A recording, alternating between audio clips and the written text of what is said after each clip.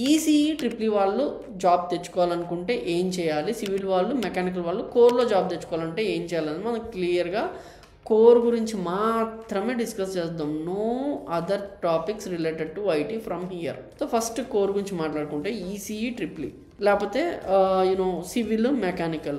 So నేను ఇక్కడ చెప్పాలనుకుంది ఏంటంటే మీరు న్యూస్ ఎక్కువ ఫాలో అవ్వాలి. All these jobs mechanical, civil, EC, triple వీళ్ళందరి జాబ్స్ అనేవి గవర్నమెంట్ తీసుకున్న డెసిషన్స్ చాలా ఇంపాక్ట్ చేస్తాయి అండ్ మార్కెట్ సినారియోస్. కానీ government decisions why this impact అంటే ఇండియాలో ఇన్ఫ్రాస్ట్రక్చర్ పెరిగితే సివిల్కి మెకానికల్కి జాబ్స్ పెరుగుతాయి. ఇండియాలో ఆయిల్ అండ్ గ్యాస్ కంపెనీస్ పెరిగితే సివిల్కి మెకానికల్కి జాబ్స్ పెరుగుతాయి. ఇండియాలో స్టీల్ కంపెనీస్ పెరిగితే సివిల్కి మెకానికల్కి జాబ్స్ పెరుగుతాయి. ఇండియాలో ఫార్మా కంపెనీస్ పెరిగితే సివిల్కి మెకానికల్ జాబ్ పెరుగుతాయి.